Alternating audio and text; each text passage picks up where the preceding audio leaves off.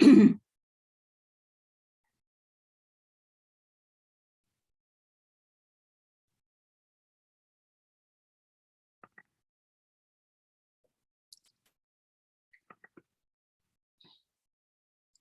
everyone. This is IC53, a telehealth model for assistive technology assessments.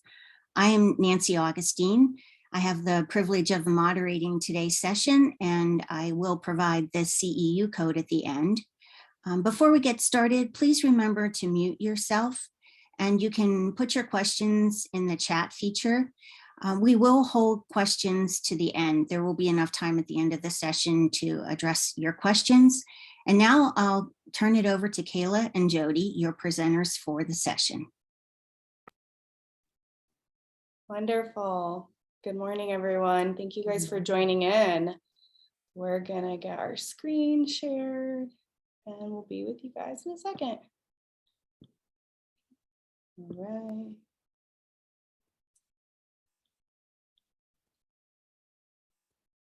Perfect. Can everyone see our screen? Yes, we can see it. Perfect. Okay, great. All right, well, good morning again. I'm Kaila. I'm a clinical rehab engineer, and this is my coworker.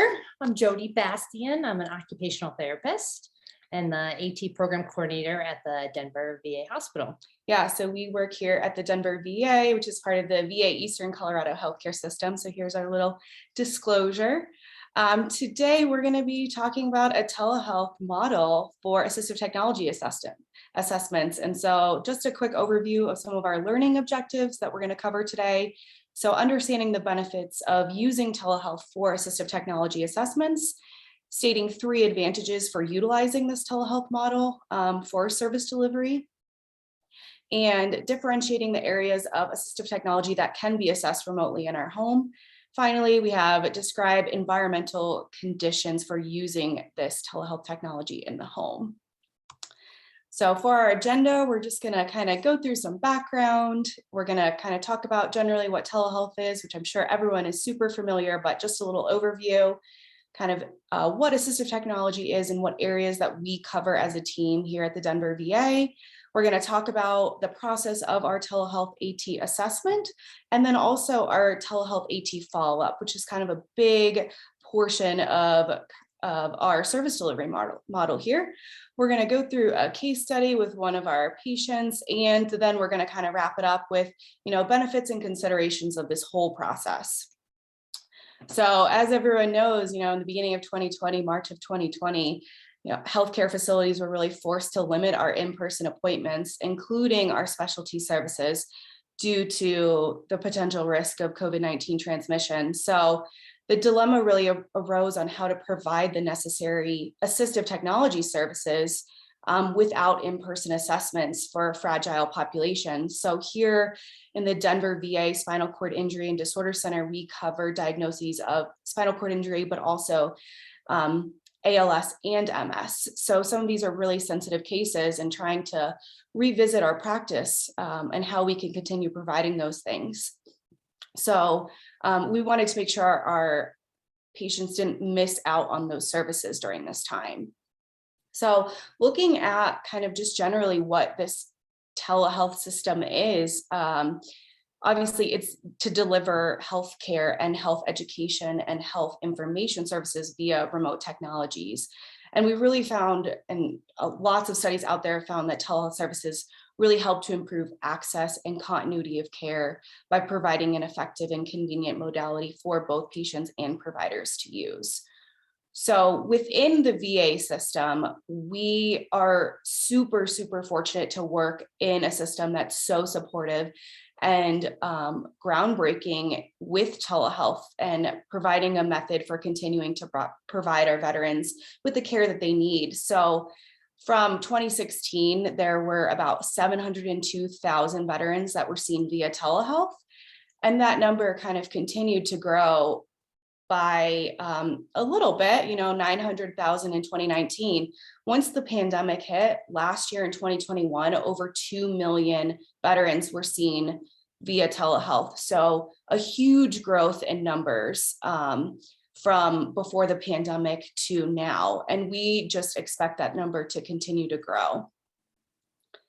Within the VA system, there are many different telehealth modalities, but we primarily use what's called clinical video telehealth, which is defined as the use of real-time interactive video conferencing to assess, treat, and provide care to patients remotely. So the system that the VA uses for this CVT model is what we call VA Video Connect.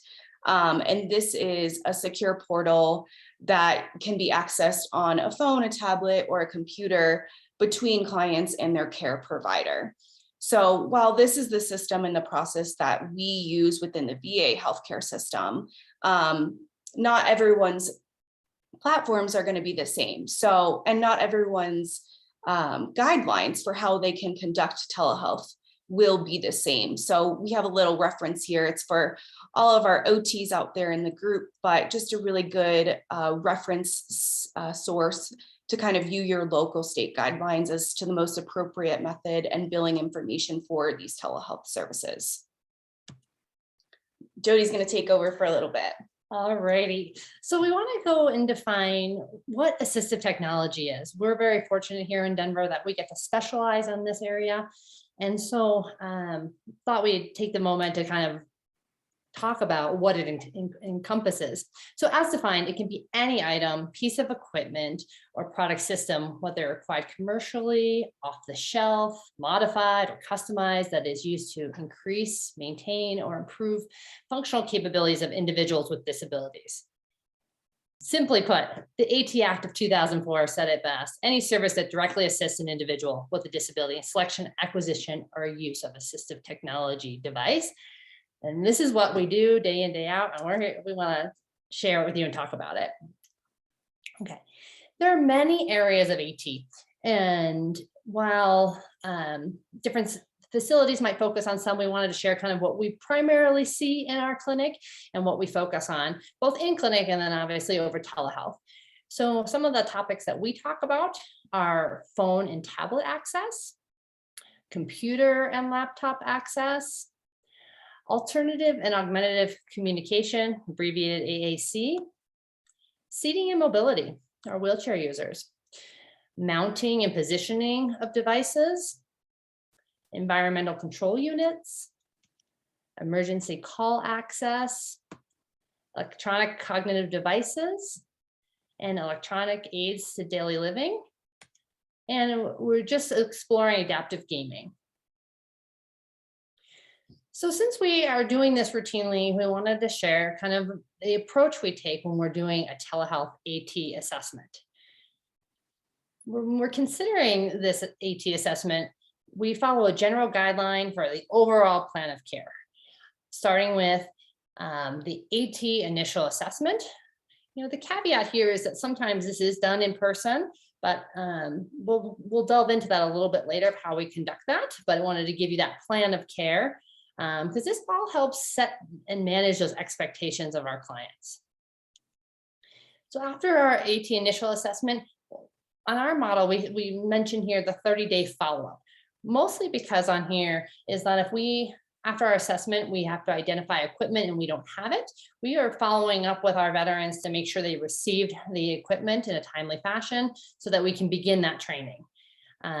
Obviously, that process can be modified if they have the equipment already, or if it's a modality on their phone or something that we're training on the spot, then the 30-day follow-up, you can move right into your training sessions as indicated. The 90-day follow-up, we want to make sure what we set out to do, we've accomplished and modify as needed. We get to gauge kind of the client's current use and comfort with what they're using, if they have any questions, if their goals have changed. That gives us the opportunity to reassess what we've done and modify the goals as necessary. Okay, so we decide that we want to have this telehealth visit. And these are just some tips and tricks, making sure to ensure a smooth process, or as smooth as possible. We've all been doing these Zoom calls and telehealth, and technology can be glitchy. And so this is our starting point, and things that we will review with our veterans in that kind of an assessment, in a pre-screen call, to make sure that our session can be as smooth as possible. So on the first one, internet, what do you need? An internet enabled device with a microphone and camera. We want to be able to see what's going on the other end. We're going to want to, what we do and what, we share as a pearl of wisdom here is talk with your client about what you think you might want to assess. If it's just something at their workstation, you might not need a portable device, but if you're going to be mobile or working through the home, you want to have the appropriate internet enabled device that is portable, that can move with you, or that you have somebody to help in that situation. The second one, caregiver present. 2 is better than 1, but 2 heads helps so much. One person can be the camera person, another person can be, your client learning and actually performing the tasks there. Makes the session go a lot smoother if you have an extra set of hands. The third one, quiet environment. I don't know about you, but we have a pretty busy clinic. So finding space where there's not going to be interruptions, background noise, is secure, both on our end and then the client's end. Distractions in the environment, especially if you're going to be doing voice access, you might want to minimize those distractions. Prepare. Extra time for that connection. For our last minute planner, showing up right at start time might lead to some barriers of having a smooth session. Especially on the first ones, checking, just like we do in this conference and fellow presenters, checking your sound, checking your connection, making sure that people can hear appropriately. We've had a lot of times where we have video, but no sound. And so if you really want to optimize your treatment time, having that extra time built in or planning for a longer session to make sure your connectivity goes smoothly is a good first step. And then we use an informed consent. And in we wanted to share this as what we use to make sure that the provider and the patient agree to utilize telehealth for their care. The client always has the right to decline to use the telehealth technology without any adverse effects on their access to healthcare. Really important, because you're not in person with the client, is that their address or where they are during that session. If there was ever an emergency and you were responsible for contacting emergency personnel, you would want to know where they were, a contact number for them, and also an emergency contact information if there was a problem getting in touch with, if the client could no longer communicate. We also review that the connectivity and privacy, that the provider and the client are in a private and secure location. And that template we kind of put in our notes to kind of cover that we have reviewed that. Okay, so now you're going to want to structure your evaluation. You want to evaluate what is important to the client and structure your evaluation based on what they want to do. Most clients may not know the full extent of what is available with assistive technology, and therefore reviewing and educating them on all aspects of the different AT service areas that we mentioned earlier can be helpful in identifying their goals. It can also help them as you build this working relationship with them. So in the future, if a new functional need arises, that you can address that and provide the AT for that area as needed. So as you can see, we put kind of these basic questions to kind of ask how to structure your evaluation. What technology do you use? They'll tell you what they maybe already have, what they maybe want to use. How do you use it? Why do you use your phone? Is it just to make phone calls? Is it for text messaging? Do people bank? Do they have Zoom calls? That will kind of give you an idea of how they use it, and leads right into what are the barriers to that use. Goal-centered care is going to get the most buy-in and participation from your client. On here too is, sometimes you can do a little detective work on here. Clients aren't always forthcoming with what their barriers are. Oh, and if you ask them, do you drop your phone? Not really, but then they hold up that big cracked screen and you say, that might be a barrier to use, being able to hold it. Because they're most likely dropping their phone. Okay. one of the major benefits, honestly, is that clinician visualization. What are we working with in the home environment? And we put this up here as a visualization of their home. This is my fact versus fiction, and what they might leave out from their subjective reporting. For those who've done home visits, we know what the cluttered environment is, and there's no way a wheelchair, they're getting to their desk, they just might have 6 years worth of boxes in their environment, whatever it may be. But that will be the environmental considerations of using technology. Also, so you can not only like the environmental factors, but you can visualize the functional deficits that someone's experiencing. You can see and hear the deficits in communication. You can see how their hands are moving with dexterity and coordination, and then obviously how they interact and move about their home. Kind of gives a layout of the home too, if we're talking about multiple rooms, and so where their technology needs to be accessible, if it's just stationary or it's mobile. Really can kind of, picture says 1,000 words is probably the best way to say that. Really trust the picture versus the verbal report. And I feel like this is one of the big advantages of telehealth, because you don't always get this in the in-person visits. Their description just doesn't lead way to what this picture and your future planning can bring you to. So we thought we would share some examples of assistive technology interventions that we've been working on, or that we most commonly address in our clinic.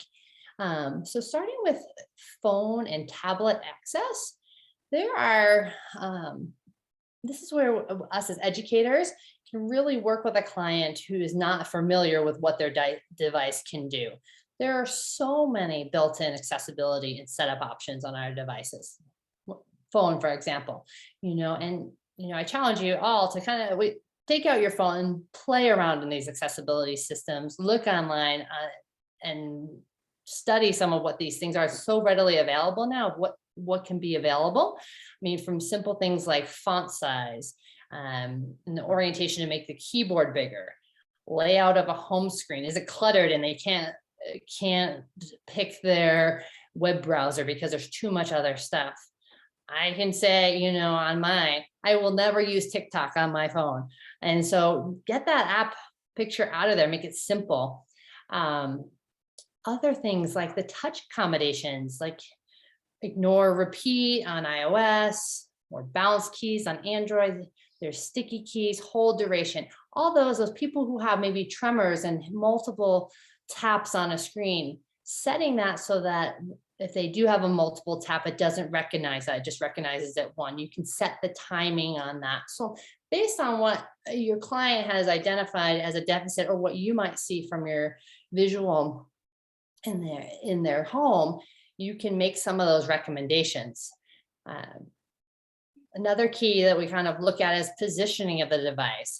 How are they holding their device? Is that a barrier? Can they hold the phone for a minute, but then their arm fatigues? We try to look at the whole day. I think I say we hope for your best day, but we prepare for the worst, so that you have it if you need it. That emergency planning piece. And so with the positioning of a device, sometimes a case with a pop socket, one of those little buttons that pops out from the back of the case, or a lanyard that you can see in the picture holding the phone, can really be an energy conservation technique, help with coordination deficits. And a lot of those, a pop socket or a lanyard, these are minimally priced items. So if you were out there having to recommend something for someone to purchase on their own, under $10, something like that could really make the difference of use. In our assessment too, we're looking at access method. How is a client accessing their device? I've talked a lot about kind of touch, but there is voice access, and maybe using something like stylus, if there's also a barrier with hitting buttons. All of that you can visualize on the screen. And some of our clients use their devices in their wheelchair. So having a mount to hold their device, make it easier to touch to reach. Maybe that proximal, you need a little bit closer to them so that they don't have to extend their arm, or maybe they can't extend their arm based on their physical limitation. That gives you some flexibility in use. And then also with environmental control for phone calls, what are they using in their home? Are they using a device like an Amazon Alexa to make phone calls because they don't have a cell phone? Kind of getting that picture, seeing what they need to have in their own home setup. Okay. And then other areas of AT, the computer and laptop access. We kind of start with what they have. What are they familiar with? What do they normally use? That might lead into kind of where we want to begin our training. People are more familiar with their own devices, and then kind of their own technology literacy. While there's such a wide range, we might not have a high technological user. So evaluating with what they have on their software. So there are software that's built in. We use a lot if we're changing access methods to voice. Someone with a Windows device, we might try them on Windows speech recognition. Do they have a built-in microphone? Can the application recognize their voice? That might be a good place to start and give them homework to practice with that. See if the speaker on their own device works. If not, we can start that conversation if they need some peripherals, like if they need a microphone, or go to a more robust system. So one of the ones that we use frequently is Dragon Naturally Speaking if we're looking for some voice dictation. I skipped over hardware on what the computer system or laptop might have. Just kind of seeing what they have. There's all different sorts of mouse access you can see in this picture. Are there trackballs? Are they wireless? Keyboards, bigger keys, key guards? All of these things can make a difference. I know one of the limitations with telehealth is that we don't, have maybe device trials like we would in clinic, and that's part of that clinical assessment too, of where do we feel that we need to make trials or bring someone in clinic. But we can kind of at least get a visual if what we're trying and seeing isn't working. We can always do a follow-up in person. And then also, where is the person using the device? The setup and positioning is so important. That ergonomics, you're not putting undue strain, keeping things close. Do we need extra mounts? Do we need lap trays? Do we need like an over bed table, something that they can use in various environments? If they're in their bed, like where are they using their device? We want to set them up for success.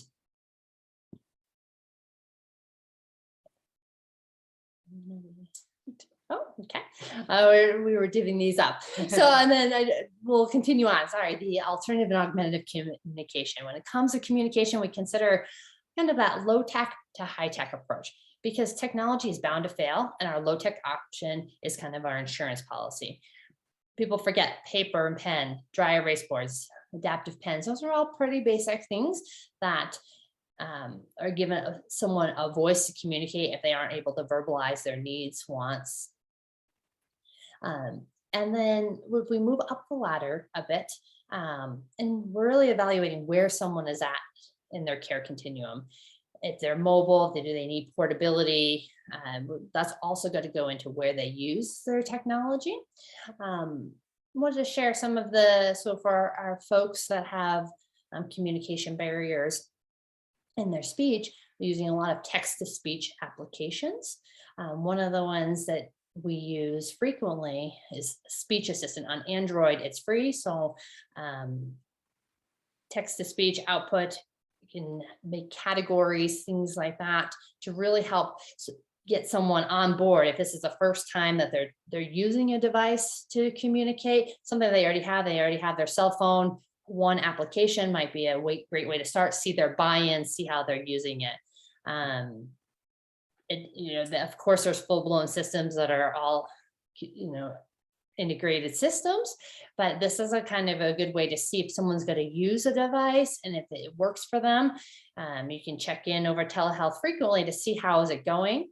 And you can fine tune a lot of this when they're telehealth visits as well. Like, well, if someone's using this, but saying, oh, it's kind of complicated, maybe we make some categories for them.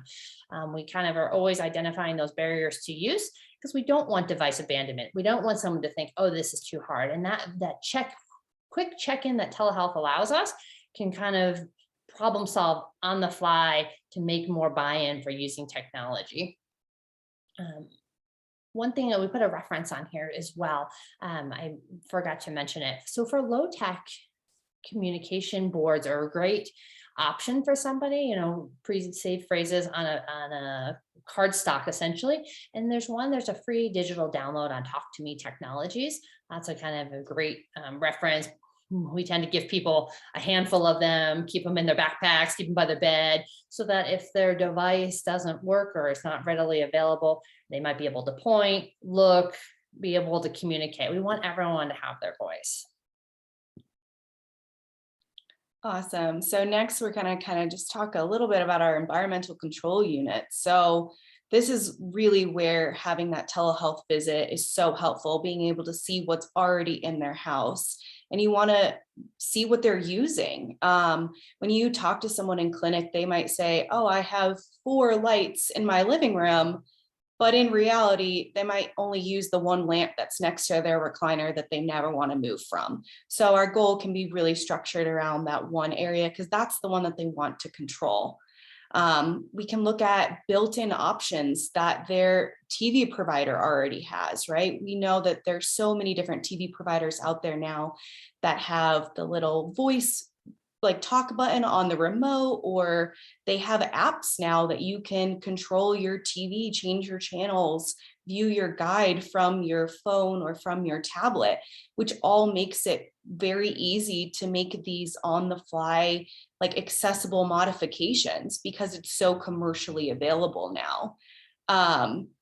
Light bulbs, really anything that you can think of in the house. I think that there's just so much out there, and it's quite rare that you come across one of your clients that doesn't have something smart, quote unquote, technology in their house. It makes it very easy to make these modifications because it's no longer considered these accessible modifications, but it's rather the new normal for everyone and anyone. Like we all use these things as just a convenience thing. So I think some of that stigma also goes away, but they're great tools for someone who needs those modification and accessibility features and energy conservation. There's just the possibilities are endless with these environmental controls in the house and what commercially is available. We always want to ask about what our client's emergency plan is. So Emergency Preparedness 101, what happens if they fall, or what happens if their caregiver leaves and something's going on in the house. We at the VA can always provide a medical alert device or a button, whether that's through our cell phone towers or through a landline access. But a lot of our clients, they don't want to wear it, right? They don't want that hanging around their neck. They don't want it on our wrist. It just kind of looks clunky and it doesn't look great. We've all been there. But that technology only works well if they're wearing it, right? It doesn't help if it's still in the drawer in their kitchen and something happens. So a lot of our clients opt for using, the fall detection on smartwatches now, or say, I'll just always have my phone on me because I can call 911 then. So that's where, if they're choosing to use their cell phone or a smartwatch, reevaluate their availability to have it on their person. Go back to that access method and their mounting. Like, do we need to get them a lanyard to have their phone on them, or a clip? So what's going to encourage them to actually use that technology that they're saying that they have for their emergency plan? So double checking and kind of bringing everything full circle. Next, our electronic cognitive devices. So looking at memory aids and personal task managements. All of our clients always have tons of medical appointments and lots of medications and things like that. And where are those external reminders coming from? A lot of times they may be coming from a caregiver or significant other, which is a great tool. Sometimes they have paper calendars, or they're using the calendar on their phone or on their computer. But then they also might be using their smart home technology that we were just talking about, and having our Google or our Echoes remind us of when and where they need to be, or when they need to take those medications. And these are things that we can set up if this is technology that they already have in their home. There are so many online guides out there, and with our knowledge, we can kind of instruct on how to set those things up. So it really, these commercially available technologies make it much easier for us to kind of address some of these needs via telehealth. So it's a great, great platform. All right, and our last little section of things that we have are covering are electronic aids to daily living. So, I mean, this is going back to having that real-time video of their home environment can ensure that you're meeting all of their needs of the home. You can look to see, you know, show me your front door, show me how many steps that you have. How does it, like, your steps lead up to your door, and then you have a sharp 90-degree turn to get in, and kind of going through all of those things. And when we talk about our emergency plan, like we did before, we always want to address our ingress egress plan. So looking at our ramps into the house, if we need to use a vertical platform lift. So everything integrates. And then additionally, like door opening and closing. I mean, do we need to change our doorknobs to door levers? If that's a really low tech solution, and things that you can visualize pretty easily. You might have 20 doors in your house, but they only ever use the bathroom, the bedroom, and the garage door. So we're going to need to modify 3 of them. I think another part of that is, how much are those modifications a need versus a want? It's a conversation that we have all the time.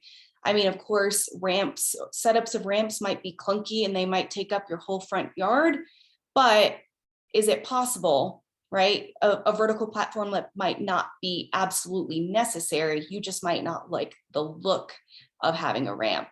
Same thing versus an automatic door opener. Is it really medically necessary? I think the thing that we really like to stress is that those low tech options, we know that they are reliable. They don't require internet, or any technology that an automatic door opener or a vertical platform lift would require if your internet goes out. So just keeping those things in mind and having those conversations with your veterans. Kind of moving on from our initial assessment to kind of our follow-up process, which we kind of identified as a really big, important process in our plan of care for our AT sessions. I think the benefits of our AT follow-up, we use our 30-day and 90-day follow-up as different points to check in with our clients. We talked about confirming those equipment deliveries. So if we're having something shipped to the house, making sure that they got it. And if not, then we have a plan of care and it's not 2 months later and nothing is there, right? Like, this is a good check-in point for our veterans.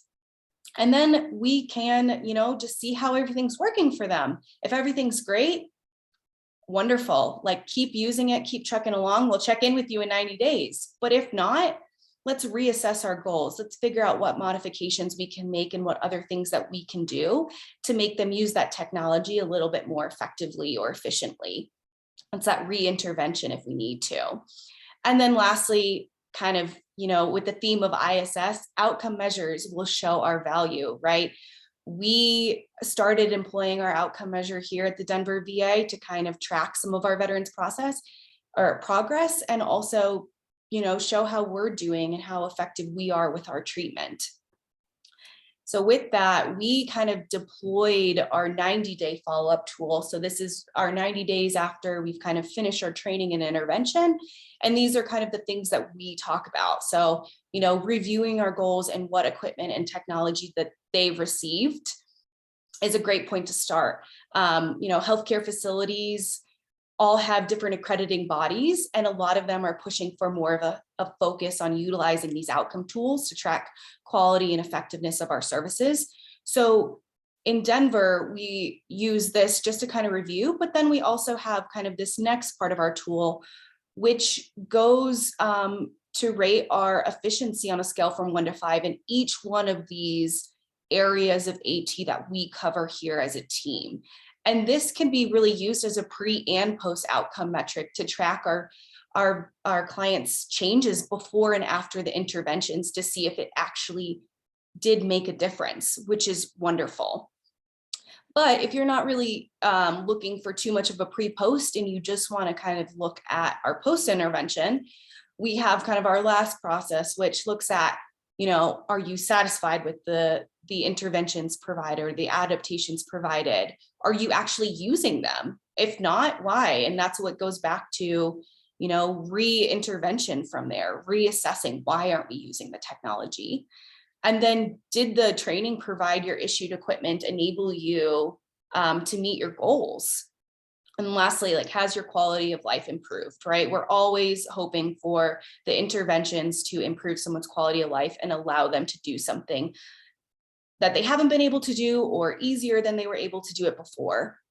So, this is really where we can look at that effectiveness and efficiency after 90 days of our intervention. So it's been a great little setup that we have here in Denver. So we wanted to share a case study to kind of tie this all together, kind of the whole process that we've been using with that care planning, the assessment, the reevaluations, frequent monitoring, and the follow-up. Okay. So we want you to meet Matt.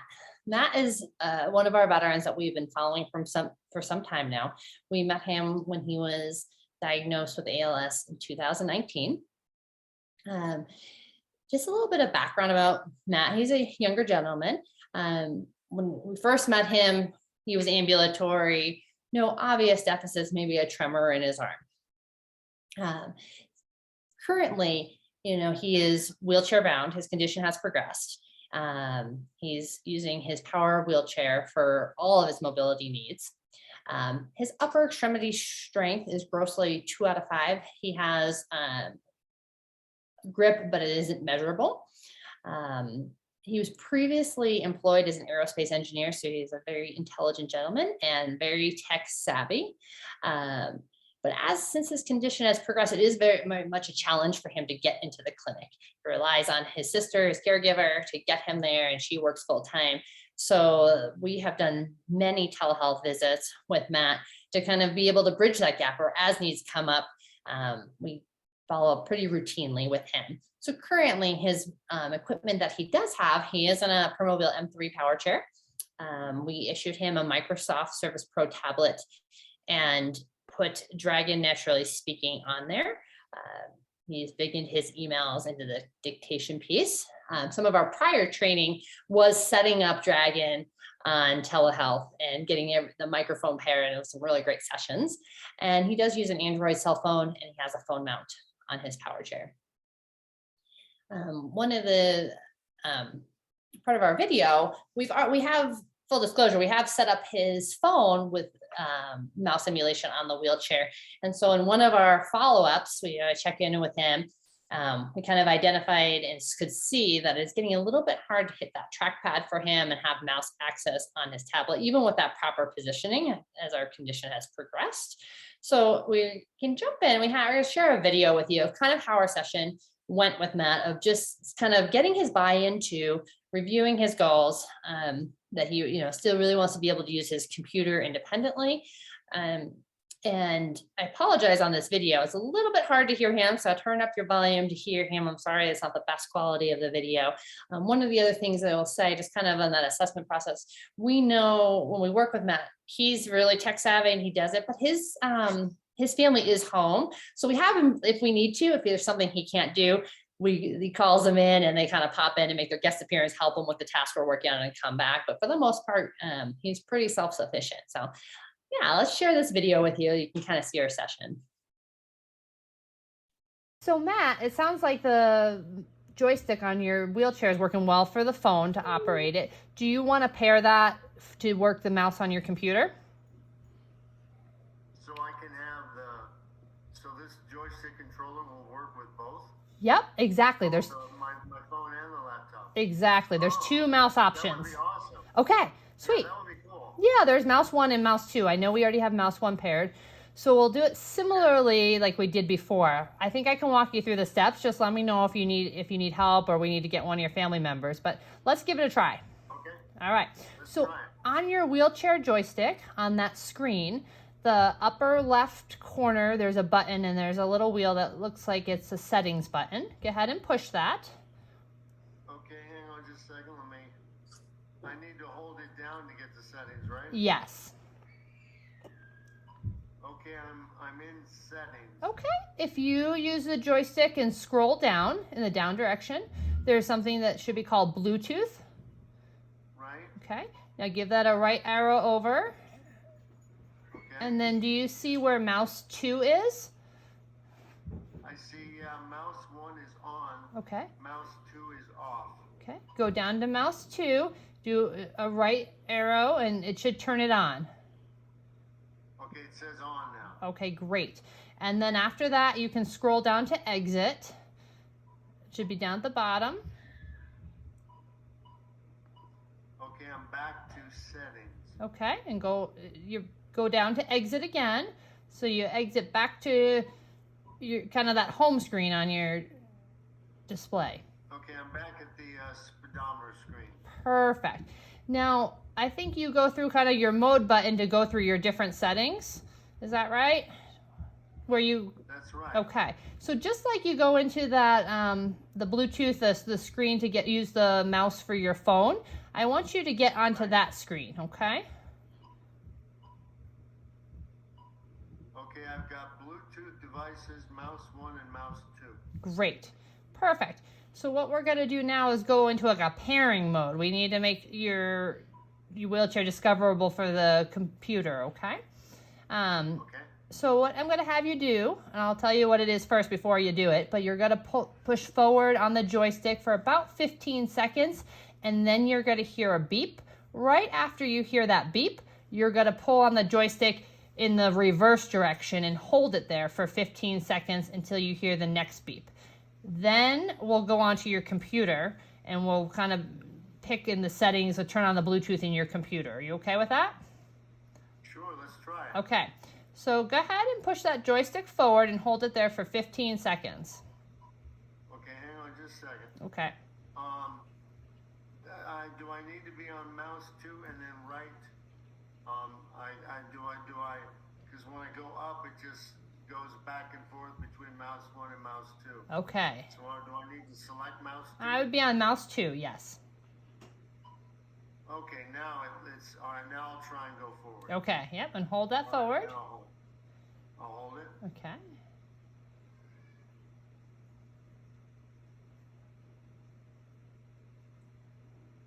Okay, now in reverse, right away to reverse and hold it for 15.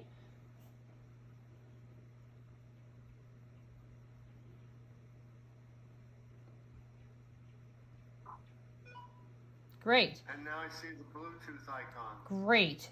So now go on to your computer. And in that, where we kind of set that up for where you're into your settings. Right. And then go into Bluetooth devices. I think we kind of had that screen up. Can you see, if you search for devices, where it says mouse 2, it should be discoverable now. Let me see. Let me scroll down. Okay. Other devices.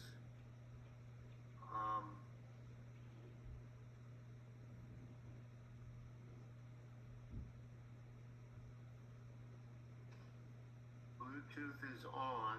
Okay. I don't see any other. I see other devices, but I don't see anything indicating the chair. Okay. Is there a search for devices? Let me try turning Bluetooth off Okay. and then turning it back on to see if it discovers anything. Perfect.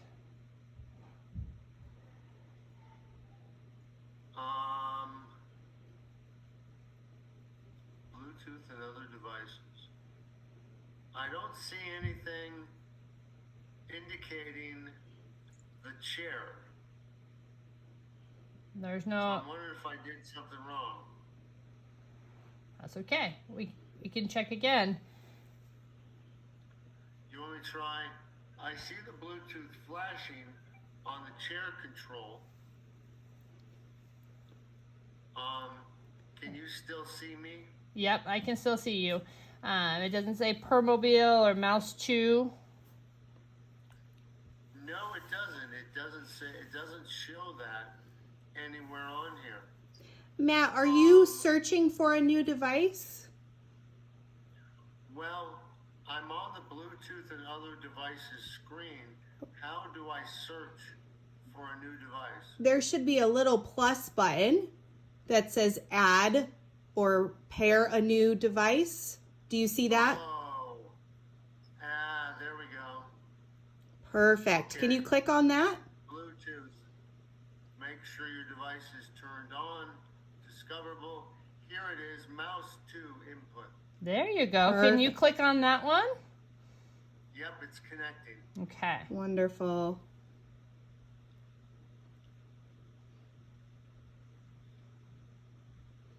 Your device is ready to go. Okay. Done. So now I want you to try to go put your hand on your wheelchair joystick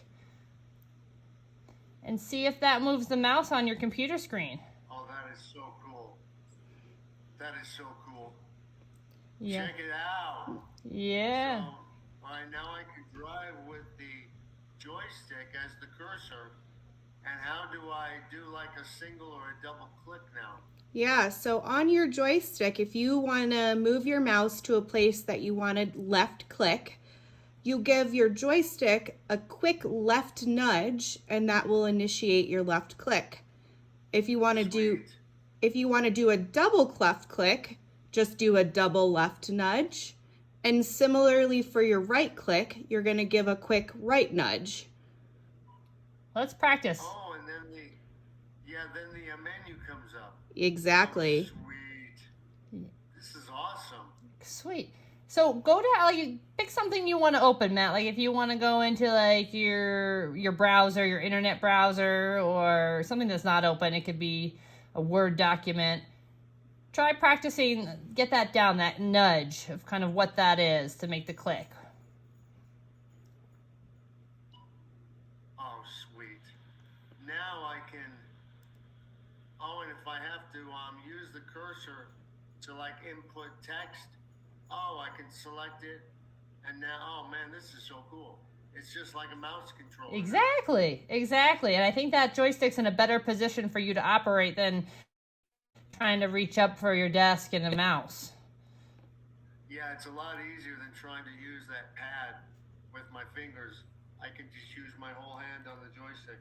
This is cool. Cool. Thank Awesome. you very much. You're very welcome. So now all I have to do, if I want to use the phone or the computer, I just select between mouse 1 and mouse 2. Exactly. That was you just have to pick which one you want to use.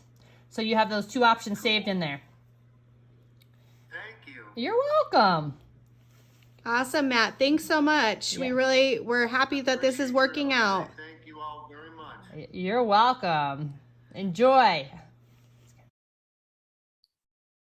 Awesome. Yeah, so we know that one was a little bit long, but I think it was the perfect combination of, working through some of the difficulties you might have working on telehealth, right? Like we didn't get it right away, but, asking those questions, figuring out where they're at can really help you, work through some of those problems. And I think one of the questions that we saw pop up in the chat, that would have been a scenario, if we couldn't get to the point where he was pairing, seeing if we could share our screen and show him exactly what to click on, or he could share his screen with us to show where he is at in that process. So using all of the resources that you have available to kind of work through those scenarios. But we were able to accomplish that in 10 minutes. And now he's a lot more independent with his computer and didn't have to come into the clinic to see us.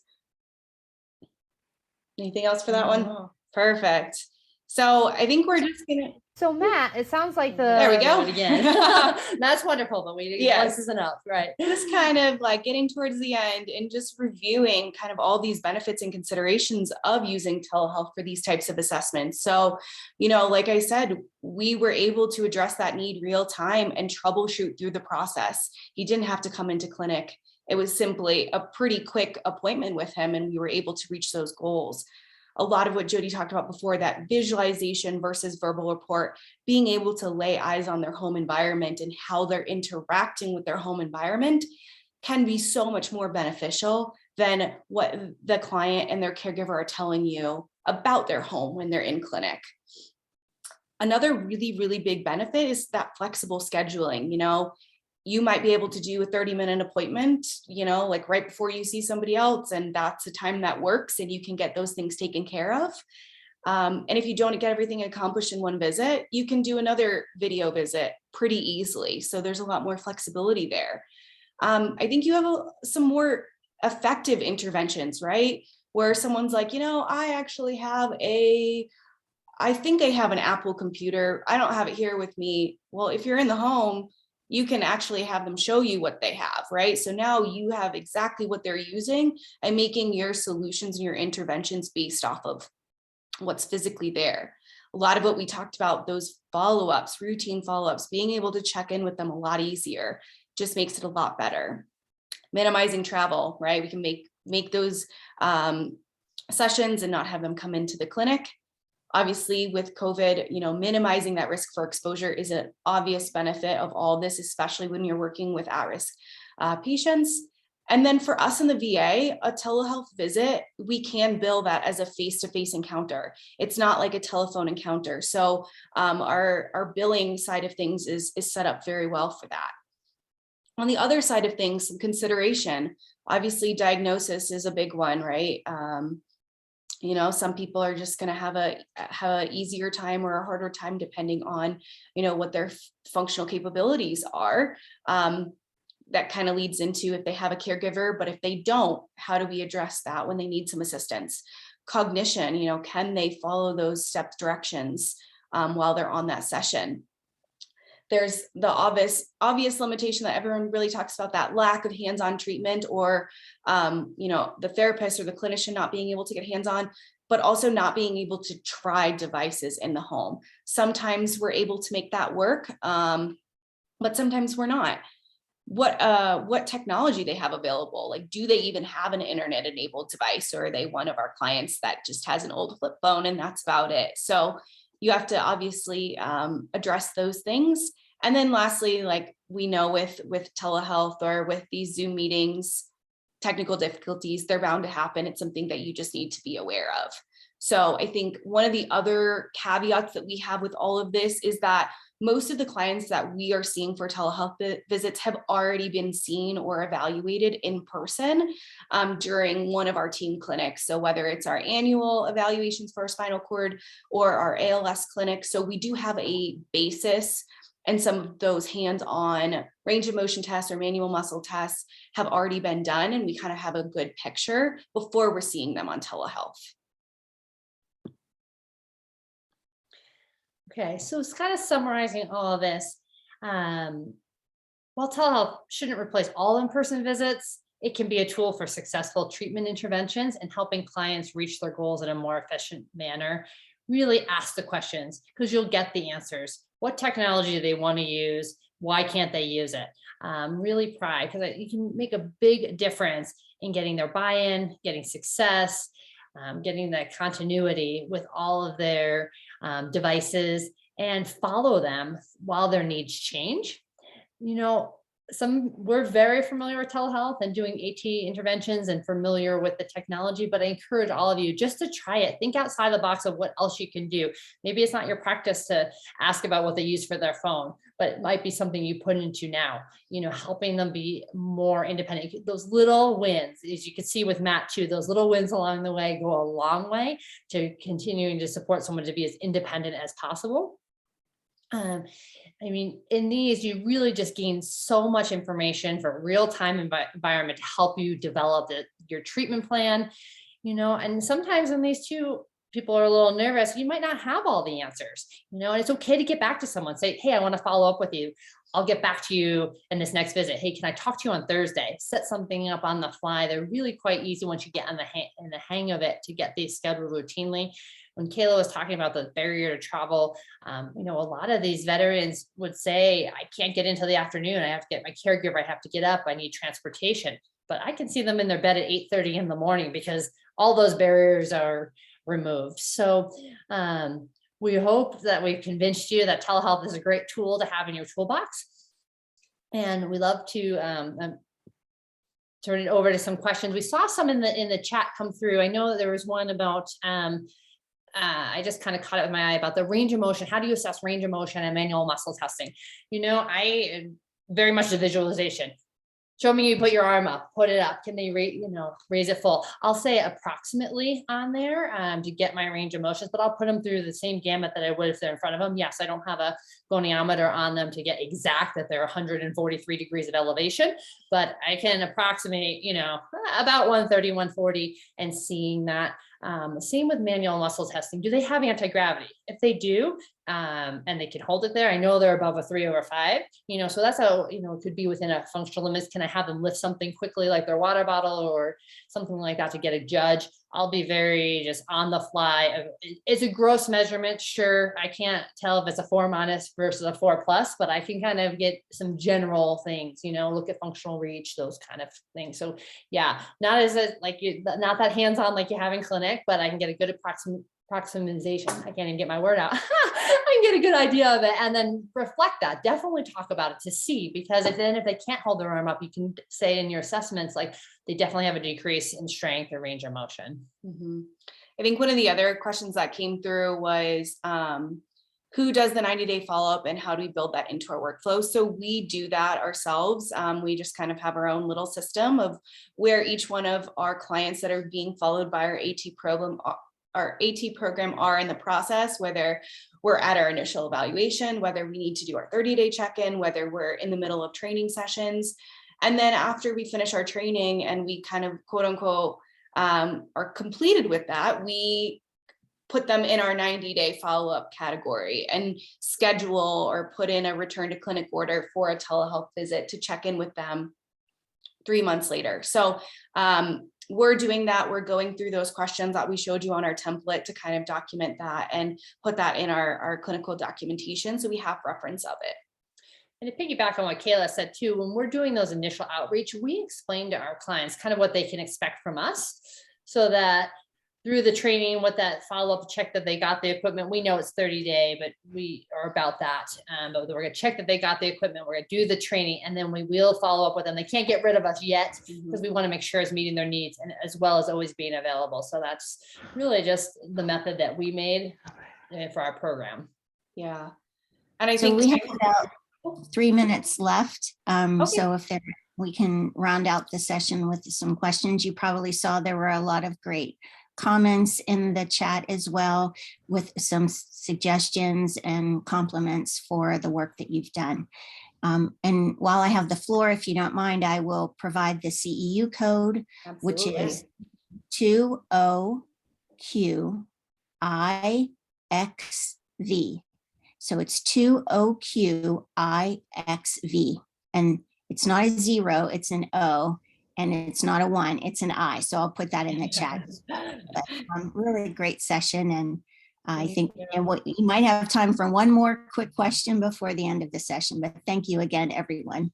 Yeah, thank you. On one of them, I did see on there about, yes, sharing the screen is wonderful. That's also great teaching. I will share my screen if I want to bring them to a web page, if I want to give them written instructions on both sides. I mean, flipping the screen to see things. I mean, with Matt, we didn't have to because he was such a great verbal learner. But absolutely, we can do a lot of sessions of kind of walking through someone through an instruction by sharing my screen or showing them where to go. That's a great tool. Mm-hmm. Yeah, and just kind of a last plug. I know everyone's kind of logging off. Here's our contact information. If anyone has any questions, please reach out to us. I think we've done this for a while now and do it quite frequently, that we have so many resources that we've developed in order to share remotely. So we're happy to share those things with you guys on a whole gamut of technology, from one end of the spectrum to the other. So please, if there's any questions, don't hesitate to reach out. Yeah, we're happy to help. AT is definitely a great team approach, various disciplines. We do have a AT team at our facility that we work with on these complex cases. So please feel free to ask us if those questions come up, tough cases. And if we don't know, we'll be happy to share our resources with you. Awesome. Thanks, everybody. We really guys. appreciate your time today. Yeah. Thanks so much, Yeah. everyone.